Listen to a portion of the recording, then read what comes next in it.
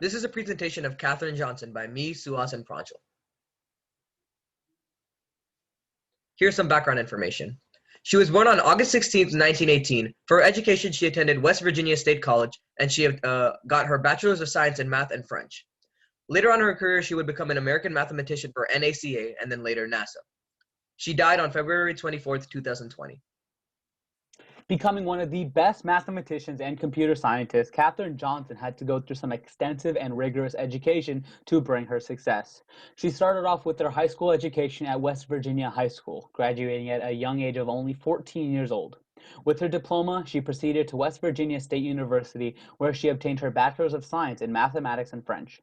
During her time at university, specialized classes in math were made just for Johnson. Upon graduation, she enrolled into graduate school for a higher degree, but she was unable to complete it due to her family issues. However, she was one of the first African Americans to enroll in a mathematics program. As a whole, Katherine Johnson's extensive education played a big role within her success. Katherine Johnson started her 35-year-long career as a research mathematician. After a relative mentioned working at the National Advisory Committee for Aeronautics, NACA, Katherine took up the job as a teacher in the Guidance and Navigation Department. Soon after, Katherine started to analyze topics such as gust alleviation from aircrafts. When NACA disbanded her sector, though, she started working for NASA. Katherine then started to work as an aerospace technologist and made numerous notable accomplishments such as calculating the trajectory of the spaceflight Alan Shepard, calculating the launch window for the 1961 Mercury mission, and plotting navigation charts in case of electrical fallouts. And she accomplished so much more in this field. After her work as an aerospace technologist, Katherine started her work directly with digital computers. After retirement, Katherine went on to motivate students to pursue a STEM career. Here are some of her notable achievements throughout her career. So this quote by NASA says, "Being handpicked to be one of 3 Black students to integrate West Virginia's graduate schools is something that many people would consider one of their life's most notable moments. However, Johnson had many more. Her skills in geometry and trajectory assisted in sending the first man into space, Alan Shepard, and John Glenn, who was the 3rd man into space, said he would not fly until till Johnson checked the equations herself.